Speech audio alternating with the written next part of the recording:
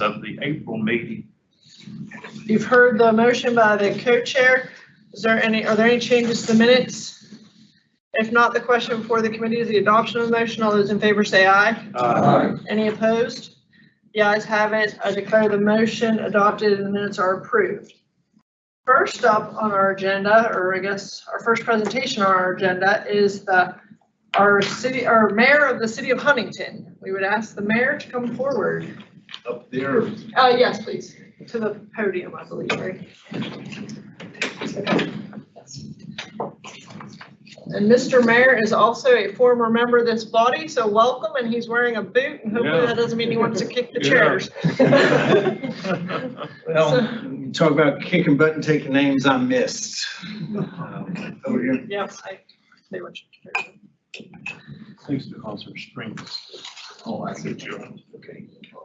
If you can introduce yourself Okay. so that anybody who may be listening will. Madam Chair, Mr. Chair, ladies and gentlemen, delegates and senators, thank you so very much for having me. I'm Steve Williams. I'm the mayor of Huntington. I have been mayor since 2013. And frankly, of this conversation about our pensions is a bit of a miracle in Huntington. When I became mayor, we were highly underfunded. In 2009, as I indicated, I got elected in 2013. I was a member of City Council, chaired the Finance Committee on City Council at the time. In 2009, the legislature passed a bill authorizing the cities to change the pension systems.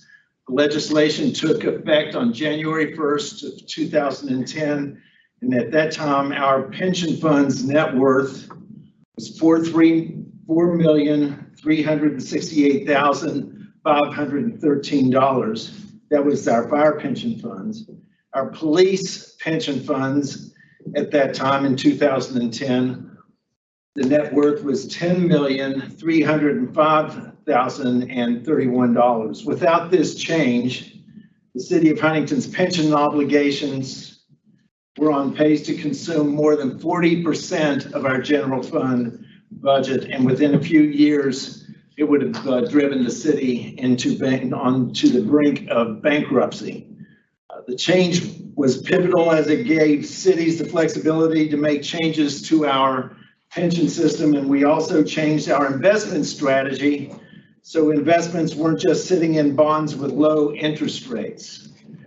My background was in finance. I was a stockbroker as well as a senior level manager with various investment firms. And the one thing that we were always advocating to pension funds and to individuals with their own investment strategies was to make sure you would have a broadly diversified portfolio that would be adjusted only for the times and the timetable that you might have.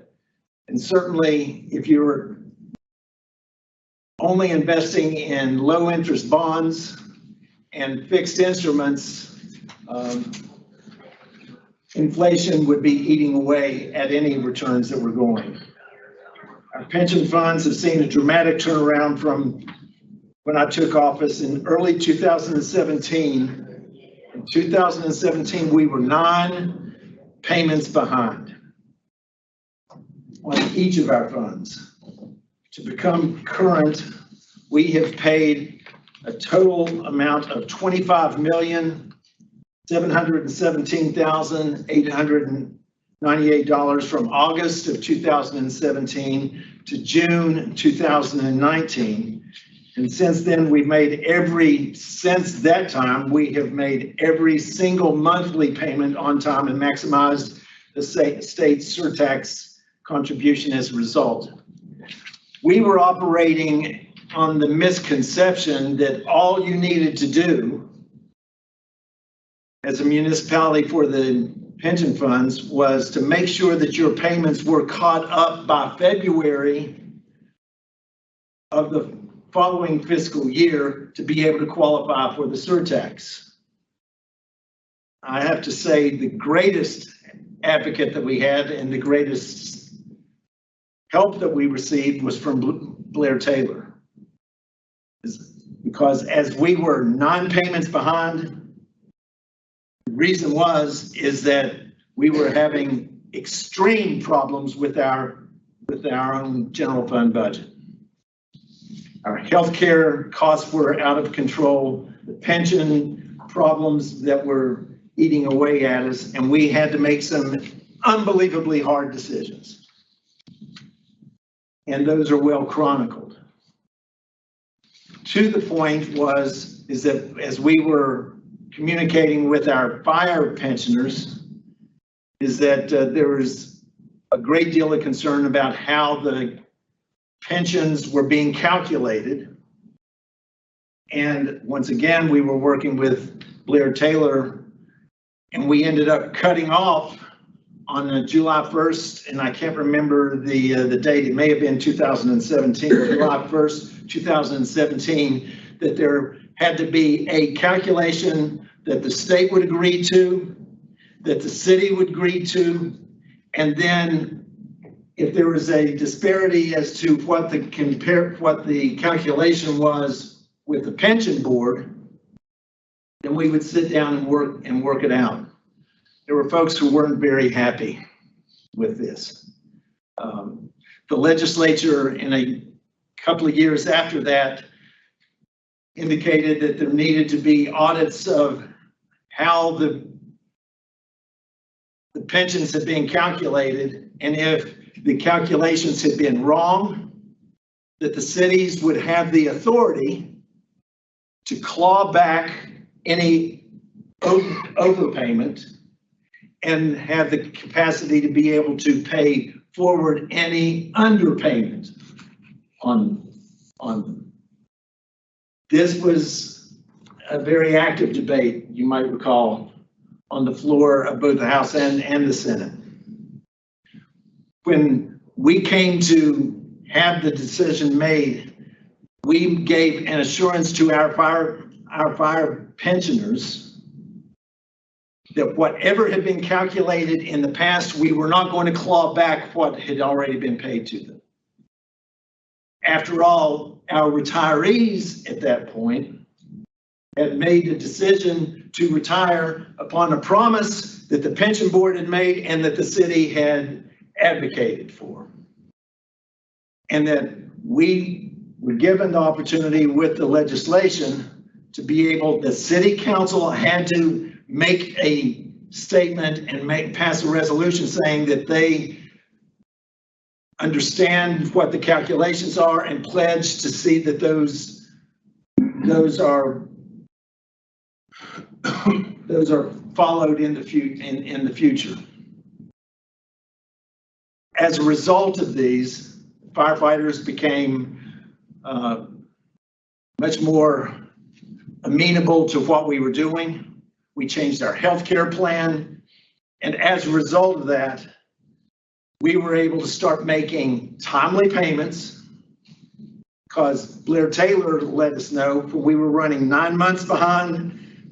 We were led to believe that if we were only running 3 months behind, that was acceptable.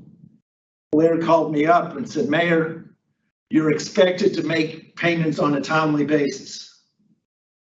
And actually, I had a member of the police pension board that kind of gigging at us a little bit, saying that the city had a non-interest bearing loan that it was operating on from the fire and the police pensioners. And that aggravated the stuffing out of me.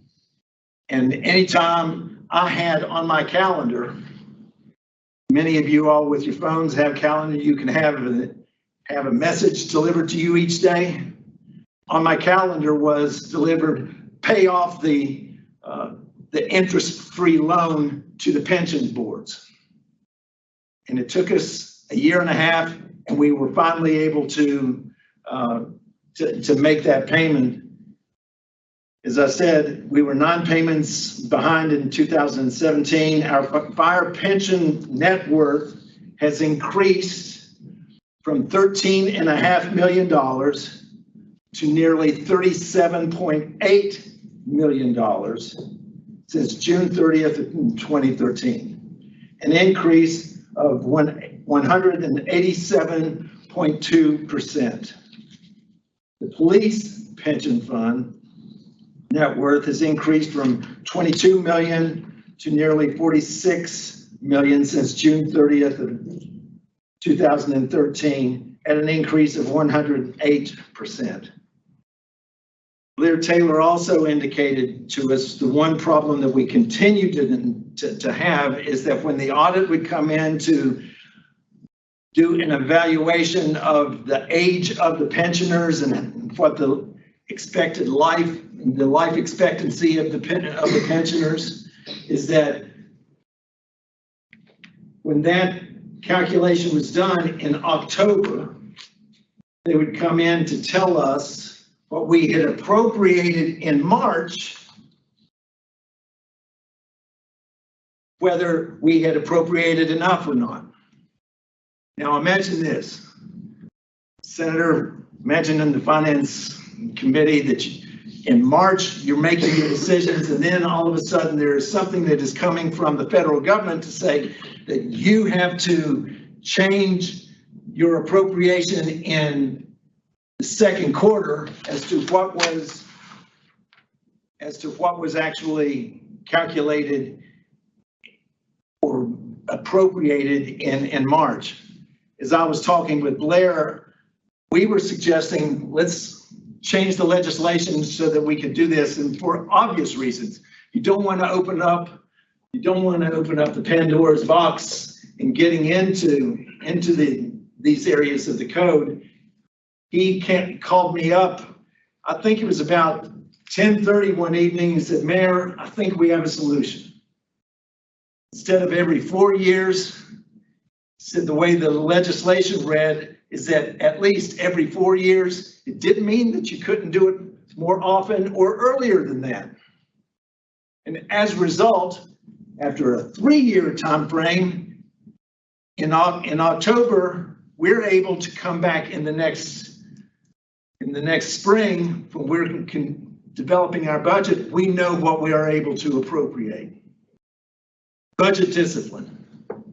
In essence, the miracle that we are experiencing with our pension system, we were 2% funded when I became mayor. In the fire department, we're at 36% funding now. And in the police department, we're at 46% funding right now. Instead of being the example of how not to run a pension system, we're the example of how a city can respond and make hard decisions and be able to stabilize ourselves. In 2013, when I became mayor, we had a BBB plus bond rating. And as a result of what we started doing with our pensions and other fiscal decisions, we're now an A+ bond rating. Reality is that you have to be able to make, in a municipality, if you're going to choose to have your own pensions, you've got to be determined to make the right and the hard decisions. That's why we get elected, to make the difficult decisions. But fortunately, I've had some time in office. I'm in my 3rd term. And we're able to now point to say, see, this worked.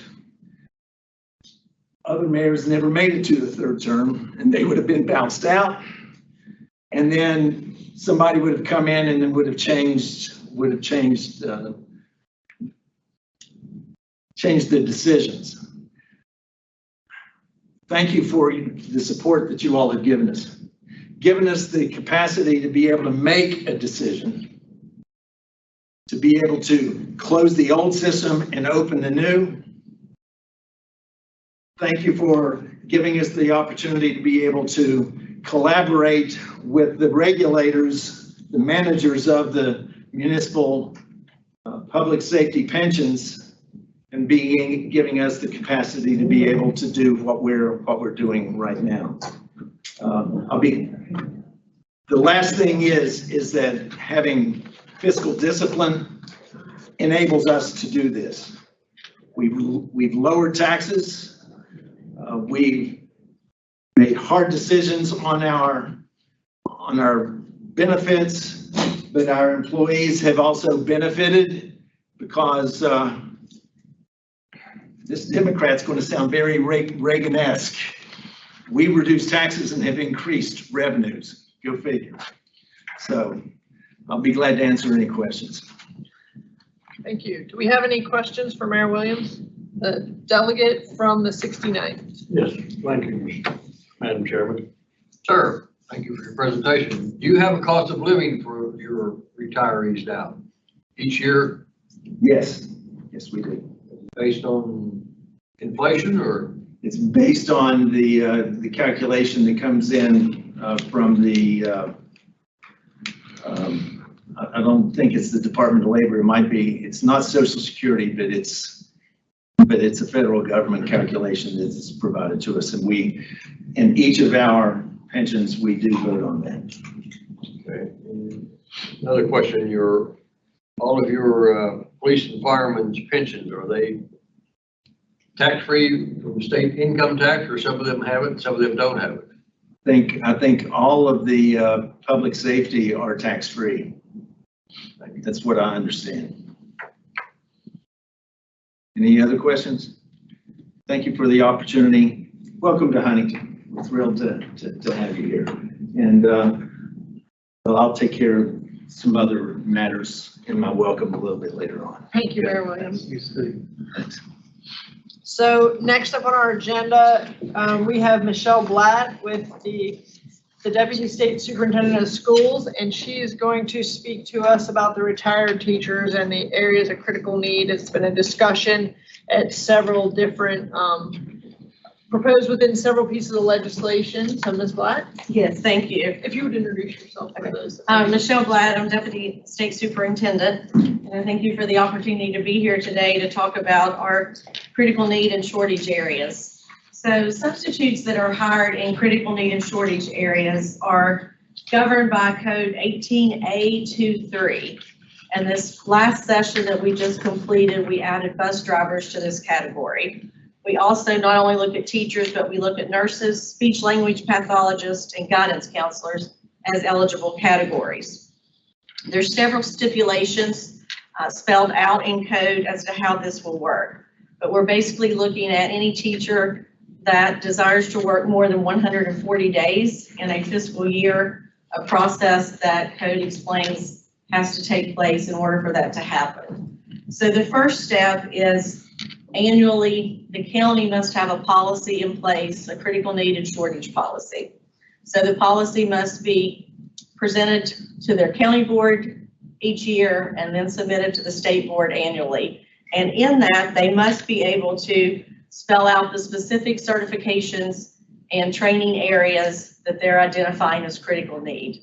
So you can't just say we have a critical, all of ours are critical need. They would actually have to spell out which of the areas, special education, secondary math, to that level of detail. Once the county has the policy approved and the state board has approved it, then the next requirement that the counties are required to meet by code is that they must go through and be in a teaching in an area where there is no teacher in the county, no applicant out there that has that certification or that experience. So there can't be any existing teacher or applicant that has applied for that job that is certified for that position for this retired teacher to receive this critical need status. If that then is the case, there's a requirement that the county submit an affidavit to the State Board of Education that has multiple details, including when the individual retired, how many years the individual has worked, how many times has that position been posted so that that position, we've made sure there are not any current teachers that could take that position. And then those affidavits are approved by the State Board of Education and then sent to the Consolidated Public Retirement Board. And then they in turn have to approve those for that teacher to be able to work. And now, as I said, bus drivers and counselors and other positions for them to work beyond their 140 days. There's details about a retirement, when a person retires, when they can become eligible for them to work, those additional 140 days. And then also how the annuities and the benefits are given out for that time. It is a requirement before the first day of July for the preceding fiscal year, he or she is employed as a critical needs substitute teacher, that they must have been retired June of that year. There are several other stipulations then for the counties, in that the counties have to continually keep this position posted and listed as vacant. So when we talk about our vacancies that we have with not fully certified teachers, and we're over 1,200 right now in the state, those positions are to be posted continuously until a certified person is hired into that position. Just to give you a little, right now the enacting legislation expires June 30th, 2025 that governs this process. But to give you a little idea for this school year, we had 45 counties, including our West Virginia School for the Deaf and Blind and our schools for diversion and transition, that submitted policies that were approved by the board. We have received 248 affidavits. So we currently have 248 employees working beyond the 140 days. And the majority of the affidavits this year are in special education and elementary education. So that's just a quick summary, ma'am, of the policy and the process that must be met for our critical need and shortage. Thank you. Do we have any questions for Ms. Blatt? Oh, come on. Well, that's one question. Okay, the delegate from the 69th. Can the county bypass any of these regulations without notifying you that, can they do it on their own, or do they have to follow these regulations letter by letter? Yeah, these have to be followed, and like I said, they're very specifically spelled out in code, and where it's tracked through not only the department, but the Consolidated Public Retirement Board, then there's a way that if anything is done inappropriately, it's going to be caught, especially when you look through the retirement board. Okay, thank you. The senator from the 13th. If during the school year, somebody were to move into the county with the credentials of the person subbing, they'd be able to take that position based on what you described? Yeah, according to the way that it is laid out now, yes, that position is posted. When that position comes down, they could fill that position. Even during the school year, they can Correct. replace the person that's in the filling a critical need. Yes. Well, I guess they're letting you off easy. All right. Thank you for your presentation. Is there any other business to come before the committee? If not, I'd just like to thank the mayor and Marshall University for having us in Huntington. I look forward to the next couple of days. And I recognize the co-chair for a motion. Move we adjourn. There's a motion for adjournment. All those in favor say aye. Aye. Great, we are adjourned.